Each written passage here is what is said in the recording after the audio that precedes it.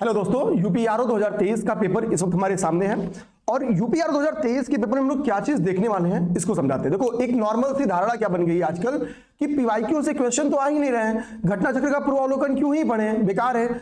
अब मैं आपको दिखा रहा हूं कि पीवाईक्यू का क्या रोल है एग्जाम में। करेंट के एग्जाम में अभी जो हालिया आयोग के द्वारा एग्जाम कराया गया है वो यूपीआरओ 2023 का पेपर। यूपीआरओ 2023 की अभी मैंने हिस्ट्री के क्वेश्चंस को आपके सामने ला के दिखा रहा हूं कि कितने क्वेश्चन पूर्वावलोकन से डायरेक्ट आए। आप देखोगे 70% क्वेश्चन घटना चक्र के पूर्वावलोकन से आए हुए हैं। हिस्ट्री विषय भी मैं आपके पास लाके दिखा रहा हूं, एक एक चीज का प्रूफ के साथ। आप कहोगे तो पेज नंबर, ये देखो पूरा का पूरा पेपर लेके बैठा हूं, एक एक चीज का पेज नंबर, क्वेश्चन नंबर सब लिख के रखा हूं। आप कहोगे तो एक एक चीज लिख के बता दूंगा आपको। यहां से समझना क्या है, पहली बात तो आपके सामने जब एक बात का प्रूफ रहेगा कि हाँ पूर्वावलोकन से प्रश्न आ रहे हैं, बस ये गलत धारणा फैलाई जा रही है कि पूर्वावलोकन से प्रश्न नहीं आ रहे हैं। आपका पूर्वावलोकन के प्रति ट्रस्ट बढ़ेगा कि ये मेरा प्रीलिम्स निकलवा सकती है। अभी मैं जैसे आरओ की बात करूं, हम सबको पता है कि आरओ का पेपर बेहतरीन तरीके से हो जाए तो 125 कट ऑफ जाता है। इस बार का कट ऑफ, आप रैंक 1 का एक वीडियो है सुने ना, उन्होंने बोला कि मेरा 125 के करीब में नेट बन रहा था, ठीक है, यानी 125 हम लोग कट ऑफ समझ सकते हैं। हमको पता है कोई ऐसा मुझे प्रीलिम्स निकालने वाला दिखा दो जो ये बोला कि भाई मेरा जनरल हिंदी में 55 से डाउन है। 55 या उससे अधिक लोग 60 लेके आते हैं जनरल हिंदी में। अब अगर हम लोग 55 ही मानेंगे तो जीएस में कितना आपको स्कोर करना होगा, 70। इस 70 में भी 20 से 25 क्वेश्चन तो करंट अफेयर के होते हैं, यानी अगर आप 45 से 50 क्वेश्चन केवल जनरल स्टडीज की कर लेते हो, जीएस की कर लेते हो, तो प्रीलिम्स तो आपका हंसते खेलते निकल जा रहे हैं। पीवाईक्यूज की इतनी बड़ी भूमिका है। अब मैं आपको दिखाता हूं पीवाईक्यूज की भूमिका एक रिक्वेस्ट के साथ। ये वीडियो अगर आपको लगे कि आपके तैयारी में मदद किया है, पीवाईक्यूज की रोल क्या है ये मुंह से बता देना भैया कि 20 क्वेश्चन पीवाईक्यूज आते हैं, 35 क्वेश्चन आते हैं, नहीं आते हैं, 50 क्वेश्चन आते हैं, ये आसान है। पर एक एक चीज का प्रूफ जुटा के लाके अभ्यर्थियों को दिखा देना ताकि उनका ट्रस्ट बिल्ड हो सके पीवाईक्यू पढ़ने के ऊपर, ये अपने आप में चुनौती है। तो खैर हमने इस पे काम करके आपके सामने लेके आ चुके हैं। उम्मीद करेंगे वीडियोस आपको अच्छी लगे। वीडियो अच्छी लगेगी तो प्लीज चैनल को सब्सक्राइब कर लेना और वीडियो को लाइक कर देना। अब देखो, आप जब 2023 का पेपर सॉल्व करते हो, 23 का पेपर आपको घटना चक्र की 2024 वाली नई सीरीज कर दोगे, वहां भी लिखी हुई है। घटना चक्र ने अलग से निकाला था 2023 के पेपर का सॉल्यूशन, अब वहां भी जिसके पास होगा देख सकते हैं। देखो, तुलसीदास जी के ऊपर क्वेश्चन था कि तुलसीदास की रेफरेंस में पूछा गया था, दो स्टेटमेंट दिया गया था, कहा था कि निम्नलिखित में से कौन सा स्टेटमेंट सही है या इनमें से अधिक है। दो स्टेटमेंट था, एक स्टेटमेंट उनके बर्थ के ऊपर था, उनके जन्म के ऊपर था, और वो स्टेटमेंट कह रहा था कि इनका जन्म क्या हुआ है, राजापुर नामक ग्राम में हुआ है, बांदा जिले के राजापुर नामक ग्राम में। सेकंड स्टेटमेंट क्या कहता है, सेकंड स्टेटमेंट कहता है कि इनकी पत्नी का नाम क्या था, गितावली था। अब देखते हैं पत्नी का नाम गितावली था या कोई और था। अब एमपीपी से 2014 का क्वेश्चन उठाओ, ये आपको भक्ति मूवमेंट में ये टॉपिक में मिल जाएगा आपको। एमपीपी से 2014 में क्वेश्चन आया है, निम्नलिखित में से कौन सी तुलसीदास जी की रचना नहीं है। नहीं को हमेशा क्या करना होता है, गोला कर देना होता है। और भैया रचना कौन सी नहीं है, तो साहित्य रत्न तुलसीदास जी की रचना नहीं है, ध्यान देना है, ये रचना नहीं है। यानी गीतावली है, कवितावली है, विनय पत्रिका है। और भैया गीतावली यहां पे क्या लिखा है, उनकी पुस्तक का नाम है, ना कि उनकी पत्नी का नाम है। तो भैया स्टेटमेंट नंबर 2 क्या हो गया, गलत हो गया। अब बात हो पहले नंबर क्वेश्चन पे। पहला नंबर क्वेश्चन वही एक्सप्लेनेशन में एक जगह लिखा हुआ है, आप लास्ट एक्सप्लेनेशन पढ़ोगे तो लिखा है तुलसीदास का जन्म चित्रकूट ब्रैकेट में राजापुर में हुआ था। स्टेटमेंट नंबर 1 यानी सही है। अब बताओ ये क्वेश्चन पीवाईक्यू से आया था या नहीं। ये क्वेश्चन जिसका गलत हुआ होगा वो सोचना पीवाईक्यू से आया था कि नहीं, 100% पीवाईक्यू से ये क्वेश्चन था। आ जाओ सेकंड नंबर क्वेश्चन दिखाता हूं। सेकंड नंबर क्वेश्चन संवाद कौमुदी के ऊपर था। संवाद कौमुदी के ऊपर ये कथन कारण का क्वेश्चन था। कह रहा है कि संवाद कौमुदी एक जो कि एक साप्ताहिक पत्रिका थी, बंगाली में लिखी जाती थी, ये राजा राम मोहन राय की पत्रिका थी। कारण दिख रहा है, विधवा जलाने की प्रथा की निंदा करते हुए इनके लेख इसमें प्रकाशित हुए। ये पढ़ने से ही लग रहा है कि कथन कारण की तो व्याख्या नहीं करेगा, चाहे राजा राम मोहन राय का हो या ना हो, वो लेख की बात है। आपको भाई इसलिए थोड़ी ना कारण है कि राजा राम मोहन राय ने लिखा है। अब समझो, संवाद कौमुदी के ऊपर यूपी बीओ ये कई बार क्वेश्चन बन गया है, एक ही मैंने एग्जांपल आपके सामने लेके आया है। यूपी बीओ 2019 बीओ का एग्जाम फिर से होने वाला है, तो बीओ वाले भी तैयार रखना, दिमाग में रखना, ये आपके लिए इंपॉर्टेंट है। यूपी बीओ 2019 में क्वेश्चन बन के आया है। आप देखो यहाँ पे न्यू इंडिया भी लिखा है और यहाँ पे संवाद कौमुदी। न्यू इंडिया मैंने क्यों ब्लॉक किया, न्यू इंडिया पे क्वेश्चन बन के आया हुआ है, इस बार अलग तरीके से क्वेश्चन था वो बिपिन चंद्र पाल के ऊपर, उनका संबंध ब्रह्म समाज से है, सॉरी। और सेकंड स्टेटमेंट था कि जो बिपिन चंद्र पाल जी थे उन्होंने संपादन किया न्यू इंडिया का। दो स्टेटमेंट था। दोनों स्टेटमेंट सही था। अब देखते हैं संवाद कौमुदी राजा राम मोहन राय का है कि नहीं है, सही है, क्योंकि ये क्या कह रहा है, ये तो कह रहा है सी गलत है, यानी ये वाला गलत है, ये गलत है तो ये सही है, यानी ये तो सही है, ये तो सही है। अच्छा, मैंने एक ही एग्जांपल संवाद कौमुदी उठाया है, पेपर उठाओगे तो कई बार आया क्वेश्चन, ठीक है। अब आते हैं, कोई ऐसा है जो ये कहे कि सर हमको ये नहीं पता कि राजा राम मोहन राय ने सती प्रथा का विरोध किया था? कोई ऐसा शख्स जिसने सीरियसली पढ़ाई किया होगा यूपी पीसीएस का एको महीना, उसको भी पता होगा राजा राम मोहन राय थे कौन।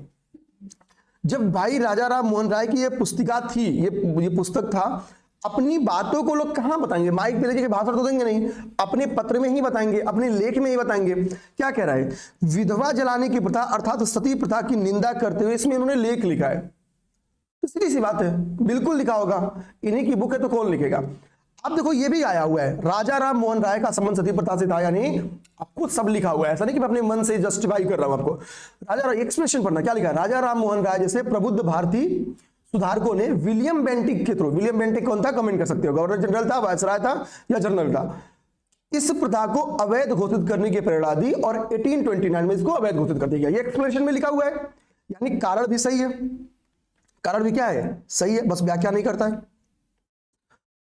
ऑप्शन नंबर सी इसका राइट होगा, कथन और कारण सही है, व्याख्या नहीं करते हैं, ठीक है। ए और आर सही है बट नॉट एक्सप्लेन, ठीक है।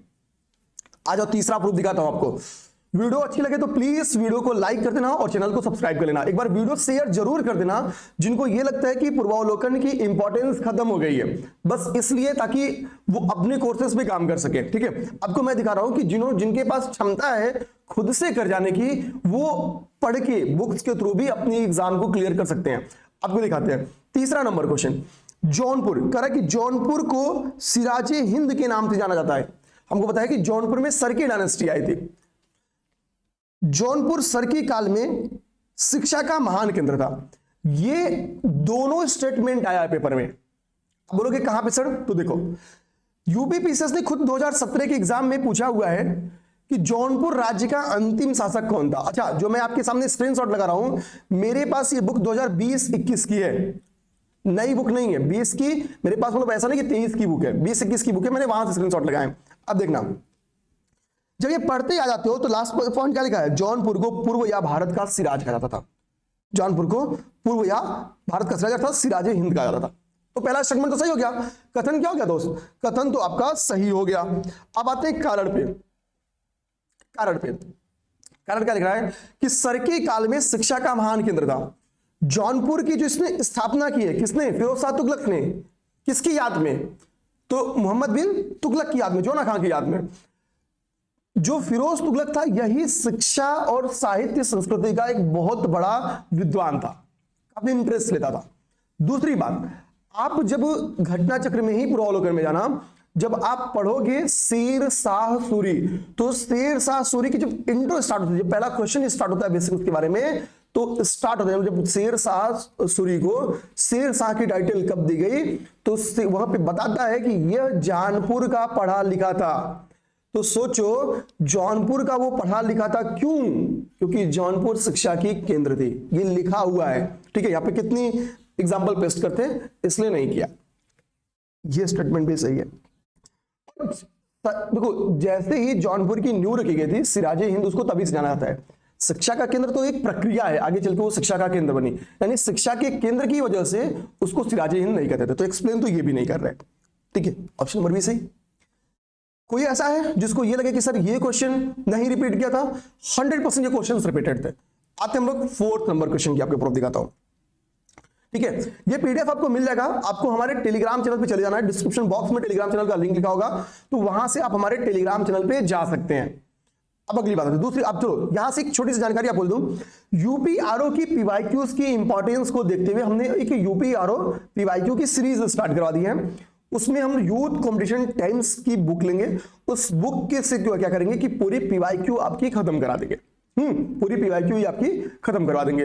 तो शुभम सर वो क्लासेस लेंगे, आज से संभवतः वो क्लासेस स्टार्ट आपकी हो जाएंगी, तो एकदम निश्चिंत रहिए। जितनी जरूरत की चीज है, कोई ऐसी चीज नहीं रहेगी जो पीसीएस अभ्यास के प्लेटफॉर्म पे आपको ना मिले। अब हम लोग आते हैं अपने नेक्स्ट नंबर क्वेश्चन पे। ये हमारा तीसरा नंबर क्वेश्चन हो गया था, ये हमारा तीसरा हो गया। अब चौथा नंबर क्वेश्चन आपको दिखाते हैं। जो पीवाई हिस्ट्री का, केवल हिस्ट्री का दिखा रहे हैं, सारे सब्जेक्ट का दिखाएंगे।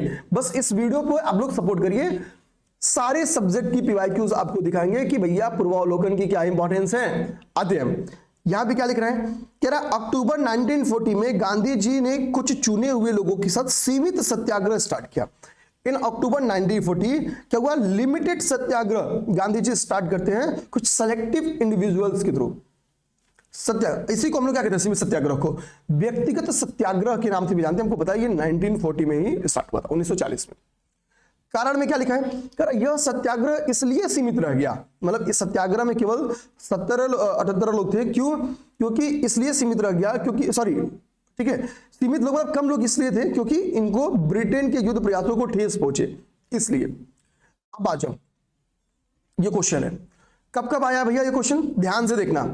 यूपी पीसीएस ने भी पूछा है, यूपी लोअर पीसीएस ने भी पूछा हुआ है, उत्तराखंड ने पूछा, और ये क्वेश्चन कई बार आया है। ये टॉपिक ही व्यक्तिगत सत्याग्रह, 4-5-7 क्वेश्चन वहां पे घट्टा चक्र पूर्वावलोकन में है, पढ़ लेना जाके। अब क्या कह रहे हैं, अगस्त, पहली लाइन पढ़ना, अगस्त प्रस्ताव को पूरी तरीके से अस्वीकार करते हुए कांग्रेस ने गांधी जी के नेतृत्व में क्या शुरू किया, सीमित सत्याग्रह, लिमिटेड सत्याग्रह या व्यक्तिगत सत्याग्रह स्टार्ट किया। यहां पे कहीं ये लिखा है कि युद्ध को ठेस पहुंचाने के लिए, तो नहीं, इसका रीजन है अगस्त प्रस्ताव। अगस्त प्रस्ताव यानी कारण क्या हो गया, गलत। और कभी भी कथन कारण के क्वेश्चन में कथन और कारण में से कोई गलत हो गया तो आंसर बिना सोचे समझे आपको मिल गया। कारण कहां गलत लिखा है, यहां गलत लिखा है, A is right but R false, right, मिल गया पूरी तरीके से। कोई ऐसा जो ये कहे कि नहीं ये नहीं आया। आइए 5वां क्वेश्चन की आपको प्रूफ दिखाते हैं, केवल हिस्ट्री का 5वां क्वेश्चन किसके ऊपर है, साइमन कमीशन। देखो अब ये पार्शियली क्वेश्चन आया हुआ है, अब इसमें आप लोग एक थोड़ा सा एक बात बोल सकते हो, मैं एक स्टेटमेंट आपको दिखाता हूं। यहां पे क्या कर रहा है साइमन कमीशन 2 टाइम विजिट किया था इंडिया में। तो देखो एक बार क्या है कि कमीशन को मैं ये समझा दूंगा, हालांकि अभी मैं जस्टिफिकेशन के लिए नहीं आया हूं। दूसरा क्या कर रहा है कि इनका जो दौरा था कब कब हुआ था, 2 बार दौरा, ये बता रहा है। अब मैं आपको समझाता हूं, ये कह रहा है दौरा कब, 1929 में, और दूसरा दौरा कब बोला है, 1930 में। थोड़ा भैया एक्सप्लेनेशन पढ़ो, एक्सप्लेनेशन पढ़ो। और ये क्वेश्चन कब आया है, यूपी पीसीएस ने 1996 में दिया, और कई बार दिया साइमन कमीशन भी क्वेश्चन, ऐसा नहीं कि एक बार दिया, 10 बार क्वेश्चन दे चुका है लास्ट 30 साल में।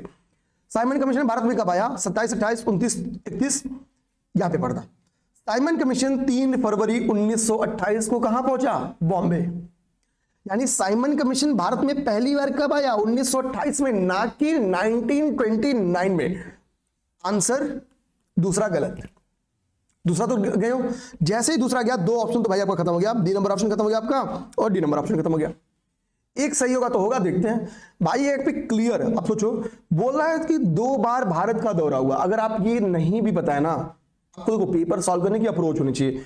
आपको नहीं भी पता कि मुझे नहीं पता यार कि साइमन कमीशन 2 बार आया होगा कि नहीं आया होगा, भाई अगर 2 बार नहीं आता तो देखो ये स्टेटमेंट अगर वो गलत लिखता भी ना, इस स्टेटमेंट में उसको कैसे प्रूफ करता कि भाई एक बार 1929 में, एक बार 1930 में होगा।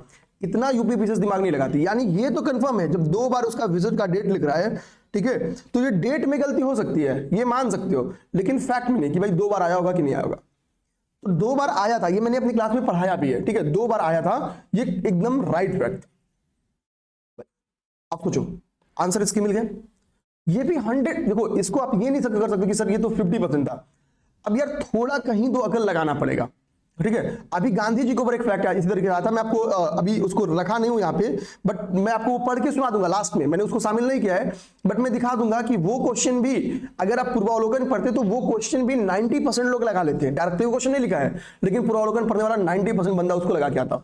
आते हैं अगला क्वेश्चन, देखो ये क्वेश्चन नंबर किस तरह, 5वां था। 6वां नंबर क्वेश्चन आपको दिखाते हैं जो रिपीट किया है, ठीक है। 6वां नंबर क्वेश्चन बुरहान उल मुल्क के ऊपर, ठीक है, सादत खां के ऊपर क्वेश्चन है।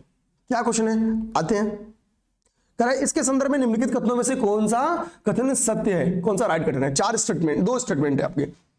अवध के स्वतंत्र राज्य का संस्थापक सादत खां था, तो मोहम्मद शाह के समय में सादत खां ने स्वतंत्र राज्य की स्थापना की थी, बिल्कुल सही स्टेटमेंट। उसने सैयद बंधुओं के विरुद्ध षड्यंत्र में भाग लिया था। 2 स्टेटमेंट हो गया। अब देखो ये 2 स्टेटमेंट हुआ था, अब इस चीज को ध्यान देना है, ठीक है। अब यहां पे आओ,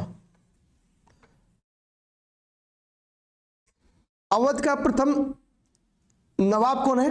सादत खां, यानी संस्थापक कौन हो गया? सादत खां। स्टेटमेंट एक सही, किसी को कोई गलती? यहां पे आओ। यूपी आरओ ने 2017 में क्वेश्चन पूछा हुआ है, इसके एक्सप्लेनेशन को जब जाओगे तो वहां पे लिखा है मोहम्मद शाह के शासनकाल में सैयद बंधुओं का पतन हो गया। हमको पता है कि मोहम्मद शाह के ही शासनकाल में क्या हुआ था, इसकी नींव पड़ी थी, किसकी? अवध की। अवध स्वतंत्र हुआ था मोहम्मद शाह के शासनकाल में, ठीक। और सैयद बंधु की थे कौन? सैयद बंधु शासन में भूमिका निभाते थे, मतलब कठपुतली शासक बनाते थे, तो ये निपट जाए तो ही बढ़िया है, ठीक। अब देखो इजली, तो यानी विरुद्ध, ये षड्यंत्र कब हुआ होगा? इन्हीं के ड्यूरेशन में हुआ है, इन्हीं के ड्यूरेशन में हुआ है, ठीक है। तो ये इजली आप थोड़ा सा सोचते तो ये सही कर देते। ये इतना एक्सप्लेनेशन लिखा हुआ है कि अगर आप थोड़ा भी सोचते तो इस क्वेश्चन को भी राइट टिक मार देते। आते हैं नेक्स्ट क्वेश्चन दिखाते हैं आपको। छठवां क्वेश्चन हो गया, 7वें नंबर क्वेश्चन पे जाओ। यहां पे 4 बुक्स का नाम लिखा है और उससे संबंधित ये लिटरेचर्स हैं मिडवल ड्यूरेशन के, मिडवल ड्यूरेशन के लिटरेचर्स हैं। कह रहा है इसका संबंध निम्नलिखित में से किससे है? आ जाओ भाई, किससे संबंध बताते हैं। कह रहा है कि उस सलातीन, फुतुहात ए फिरोज शाही, तारीख ए फिरोज शाही, खजाइन उल फुतूह, 4 बुक्स के नाम है, उसके लिखने वाले के नाम। अब ध्यान देना, कल हम लोग डिस्कस भी इसको इसमें से एक बुक को किए थे। अब देखो पीवाईक्यूज में आओ, पीवाईक्यूज में 2 बुक आपको इजीली दिखाते हैं। खजाइन उल फुतूह के बारे में लिखा है। खजाइन उल फुतूह किसकी है? अमीर खुसरो की। कब आया है? बीईओ 2019। 2 क्वेश्चन तो बीईओ से रिपीट कर दिया, 2019 का लास्ट बीईओ की क्वेश्चन से। खजाइन उल फुतूह कहां पे भैया?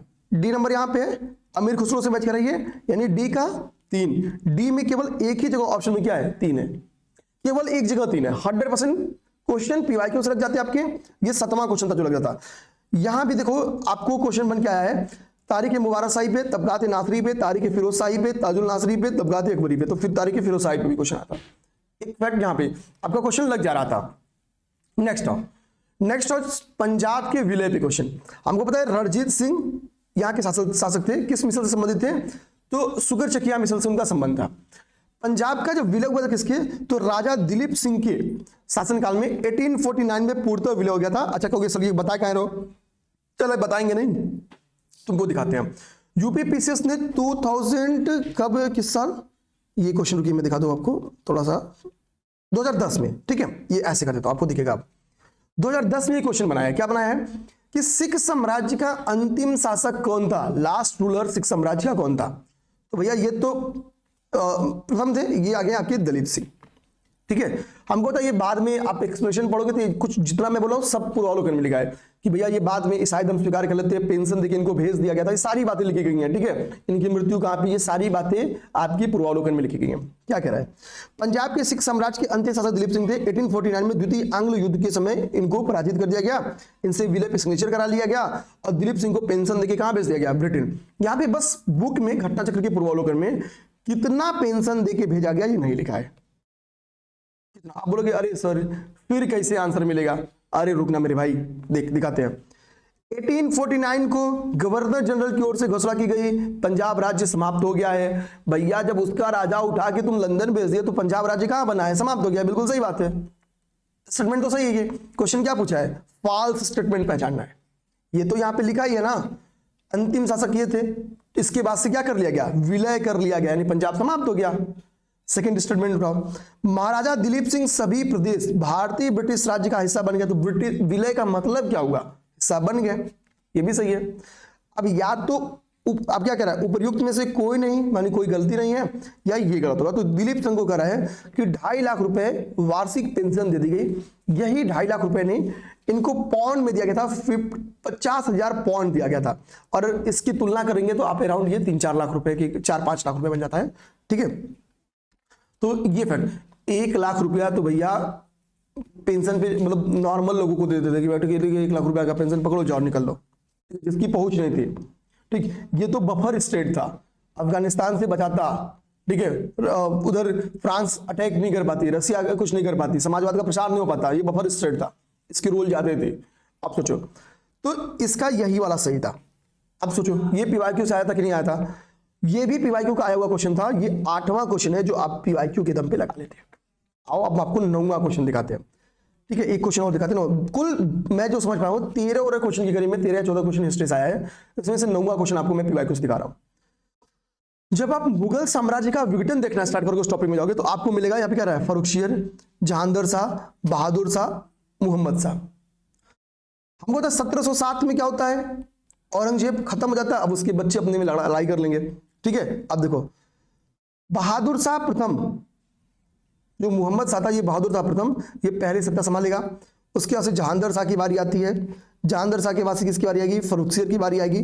आ जाओ करते चलो, तो यानी बहादुर शाह पहले होगा, यानी 3rd नंबर वाला पहले होगा, तो 3rd नंबर पहले आंसर मिल गया केवल इसी से। अच्छा, ये क्वेश्चन मुगल साम्राज्य विघटन में मैंने कई बार, ये तो 2018 में इसी पैटर्न पे क्वेश्चन आया है। ठीक है, ये कम से कम 5-6 बार क्वेश्चन आया हुआ है, 1-2 बार नहीं, 5 to 6 टाइम आया हुआ क्वेश्चन। 100, ये तो मतलब 175% रिपीटेड क्वेश्चन था। आप सोचो भैया, आपको हिस्ट्री 3-4 क्वेश्चन के लिए पोथी पढ़ जाओ, आपको 140 में से नेट कितना सही करना है, और 9 क्वेश्चन आपका 13 या 14 क्वेश्चन जहां तक मैं समझ में हूं आपकी आई है हिस्ट्री से। अब जो 1-2 क्वेश्चन नहीं मैं आपको बताया हूं, उसका भी मैं आपको सोर्स, बिपिन चंद्र पाल वाला क्वेश्चन, बिपिन चंद्र पाल वाला क्वेश्चन मैं ढूंढ नहीं पाया, लेकिन मुझे ऐसा मतलब फील बन रहा था कि बिपिन चंद्र पाल में का संबंध, वो क्वेश्चन होता ना, वो कहीं लिखा था कि भक्ति उनसे ब्रह्म समाज से उसका संबंध था, वो स्टेटमेंट पकड़ में आ जाता। मैं आपको कुछ और भी क्वेश्चंस दिखाता हूं, जो जैसे एक क्वेश्चन आया था बिपिन चंद्र पाल के ऊपर कि वो ब्रह्म समाजी नेता एवं समाज सुधारक थे। ठीक है, दूसरा था न्यू इंडिया नामक साप्ताहिक पत्रिका के ये इन्होंने प्रकाशित की, ये 2 स्टेटमेंट था। चलिए, बंकिम चंद्र चट्टोपाध्याय के ऊपर क्वेश्चन आया था, वो कलकत्ता विश्वविद्यालय के प्रथम स्नातक थे, ये वाला। एक क्वेश्चन और भी ऐसा था जो 100% कॉपी था, जिसमें एज ऑफ कंसेंट एक्ट के बारे में बोला था, कलकत्ता अधिनियम के बारे में बोला था। ये मतलब ये मैं, क्योंकि ये 4 पार्ट में क्वेश्चन था, मतलब 4 टॉपिक से क्वेश्चन उठा के पूछ रहे थे, नहीं तो वो भी क्वेश्चन 100% कॉपी। कोई ऐसा होगा जिसने भी पीवाईक्यू पढ़ाओ, मैं वो क्वेश्चन आपको बता देता हूँ। ठीक है, वो क्वेश्चन था एज ऑफ कंसेंट एक्ट पूछा था। ठीक है, बंगाल, एक सेकंड, वो मैं क्वेश्चन अगर पा जाऊं मैं आपको देता, मैं इसको टेलीग्राम, ये आप एक बार पीडीएफ आप लोग ले भी लेना, आपको मिल भी जाएगा, टेलीग्राम पे हम लोग सेंड कर देंगे। मतलब अभी मैं लगभग 2-3 क्वेश्चन 100% नहीं पा पाया, मतलब ये तो एज ऑफ कंसेंट एक्ट वाला मैं खोजा नहीं, क्योंकि 4 जगह पे वो लिखा होगा, क्योंकि एक 1850 की घटना है, एक बंगाल वो कोई एक्ट था। ठीक है, वो जिसमें बोला गया था कि भैया मतलब धर्म अगर बदल भी लिए तो भी प्रॉपर्टी पर आपका हक बना रहेगा। 1815 का बोला था, 1857 की क्रांति का कारण बना था, तो वे 4 जगहों पे लिखा होगा, इसलिए मैंने उसको ढूंढना जांच नहीं समझा। वो भी क्वेश्चन 100% अब पूर्वावलोकन पढ़ोगे तो आएगा। आपको 13 से 14 क्वेश्चन आ रहे हैं, जिसमें से 10 क्वेश्चन तो डायरेक्टली आपका, वो क्वेश्चन मैं अभी पेस्ट नहीं कर पाया हूं, कितना आपको एग्जांपल दिखा था, 10 क्वेश्चन डायरेक्टली आपका आ गया घटाचक से। 11वां नंबर क्वेश्चन जो गांधी जी के ऊपर था क्वेश्चन, उस क्वेश्चन में गांधी जी के बारे में ये क्वेश्चन था कि गांधी जी के एक्सपीरियंस के ऊपर, इन्होंने मतलब वहां पे एक्सपीरियंस लिया था दक्षिण अफ्रीका में, तो किसको नहीं पता है। और भैया आप जैसे गांधी जी के आगमन वाला टॉपिक पढ़ोगे, उसमें लिखा है उन्होंने वहां पर, गांधी जी ने वहां पर दक्षिण अफ्रीका में, ठीक है, एक्सपीरियंसेस लिए थे, जिन जिन पत्रिकाओं का वहां पे प्रकाशन किया था उस पत्रिका के बारे में भी लिखा है। मतलब पहले नंबर पेज पे जैसे जाओगे गांधी जी के आगमन के ऊपर पहले नंबर पेज पे लिखा हुआ है। ठीक, मैं अगर उस क्वेश्चन को पा जाता तो मेरे लिए बेटर रहता, मैं आपको तुरंत का तुरंत दिखा भी देता। ठीक है, 1 सेकंड मुझे टाइम दे देंगे, पा जाऊंगा तो तुरंत दिखा दूंगा, नहीं पाऊंगा तो आपको बता ही देता हूं बस। ठीक है, बस ऐसे आप लोग बने रहिएगा, बहुत देर नहीं, 10 सेकंड बने रहना है, तो आपकी खत्म ही हुई है क्लास। ठीक है, ठीक है, वो थोड़ा सा कहीं हाईलाइटेड करना भूल जाऊंगा तो भी दिख नहीं रहा है। और उसमें लिखा था कि भारतीयों के द्वारा वहां पे किया गया जो विरोध था, मतलब एग्रेशन था, उससे उनको लगा कि वो अंग्रेजों को यहां से हटा देंगे, कुछ ऐसा स्टेटमेंट था। दक्षिण अफ्रीका में भारतीय कहां से विरोध करेंगे, ठीक है, वो स्टेटमेंट गलत था। और इतनी लॉजिक पे, यानी आप सोचो कि केवल 2-3 क्वेश्चन छोड़ के आपको लगभग सारी पीवाईक्यू से क्वेश्चन लग जा रहे थे पूर्वावलोकन से। तो भैया बड़ा इंपॉर्टेंस है, हिम्मत रखो, पढ़ाई करो, मैक्स रिवीजन, रिवीजन ही इस एग्जाम की में सफलता का एकमात्र स्रोत है। करो जितना रिवीजन उतना आगे जाओगे। आपको भैया इससे बढ़िया प्रूफ मुझे नहीं लगता कोई दिखाया होगा। अगर वीडियो समझ में आई हो, लगी हो कि हाँ आपकी काम लायक वीडियो थी, अगर लगता है यहां से हम पूर्वावलोकन पे टेस्ट कर सकते हैं, घटाचक्र की हिस्ट्री देख सकते हैं, तो लगिए, पढ़िए, मैक्सिमम रिवीजन करिए। हम लोग खुद भी पीवाईक्यूज पे काम करा रहे हैं, करते चलिए। मिलते हैं नेक्स्ट वीडियो में, अगली जियोग्राफी की कितनी क्वेश्चंस आई थी दिखाने वाला हूं। तब तक के लिए जय हिंद, जय भारत।